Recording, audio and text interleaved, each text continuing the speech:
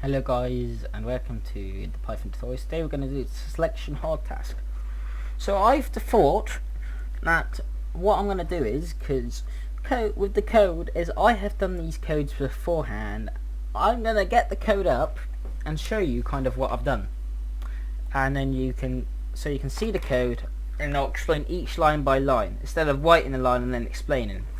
I might make it a little bit clearer, I feel like. And if you want a worse and you already know what each function does, you can just look at it. So the question asks us to create a program that accepts two numbers from the keyboard, and then if the user is then asked to input if they would like to add, subtract, divide or multiply the numbers. The sum is then done with the answer shown on the screen. So if we look what I've done beforehand, roughly 1 or 2 months ago, I started making the first variable, which we're going to call first number, just basic so people know. Remember, we put a capital for the second word to give it a clue that people excludes a variable, the programmers, which might go in this code. Then we have the integer, which basically tells Python it is a value, a number, not a letter. Then we have the input, and we have this message which will be appended. We put input here so Python knows whatever is going to be entered by the user is going to be the value for first number. I repeat the same process here again, however I forgot spaces. I also called it, instead I use second number. You should always remember these spaces aren't compulsory, however I always put them in because it's the thing with code. Some people might look at it and if you code's messy, it's useless to them, but by making your code neat and tidy, people can read it and go, oh yeah, that makes sense. Then I'm going to use the choice. This is basically going to be, if from the if statements you've seen it before, well, similar stuff at least. So then we have input, and then what formula you like to use. Then what I've done at the end is basically told the user what number inputted would do what. And the good thing about this, the Python doesn't need to know it's a number. If it knew it was a number, that would actually wreck it. So there's no need for an integer here. So I've said 0 is add, 1 is subtract, 2 is divide, and 3 is multiply. So then what I did is made the if statement. The first one is basic, and then I said I've used double equals here. Basically said this is the only outcome which it could be. If there's anything else, I don't want it. While if I wanted to do it could be a few different ones. I'd put if user choice in bracket quote marks, which we've seen before, and then type in the answers which it could be.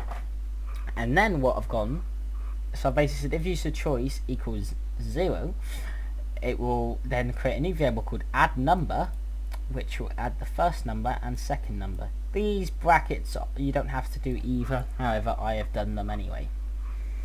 Then I did print add number. Then we've used the this function again, which basically allows us to have two if statements for this variable, and we've named this one to answer if it's 1. So now if what's inputted by the user equals 1, it's going to subtract the numbers using this variable, and it's going to print what this variable equals. Then once again we've used the if function. Another good function about the elif function is after your first if function you can use it as many times as you want. So if you wanted to input certain things to happen, different type of things to happen depending on what your code, what was inputted, this is how you do it. So then we go and you did it once, repeated this once again with a different letter, number and different variable and print. Then we have the if user choice equals 3. This is the final one which does the multiply. Another thing which I need to quickly tell you because I don't remember if I've done it before is plus is add in Python, minus is minus in Python, the slash is divide, and the star in Python is times. That's something you guys should remember. It's mostly the same with most programs as well, because obviously the keyboard or any of the keys on the keyboard don't have an actual divide symbol or a time symbol, at least usually. So if I run the program and show you, and input 2 numbers, going to put input 10 and 10. We're going to then add them by input 0. We're going to then input the same numbers, subtract them, giving us 0. We're then going to divide them, giving us 1, and then we're going to multiply them, giving us 100. So there you have it. This is basically a program which allows multiple choice questions to be used. and really whatever they input, and then it will run certain code due to that. This is probably one of the best ways to do it in Python, and yeah, and also it's pretty much similar in other languages. Anyway, thank you for watching this video. I hope this has helped you in your Python. Hit the like button if you want, dislike it if you don't want to, why not, don't mind.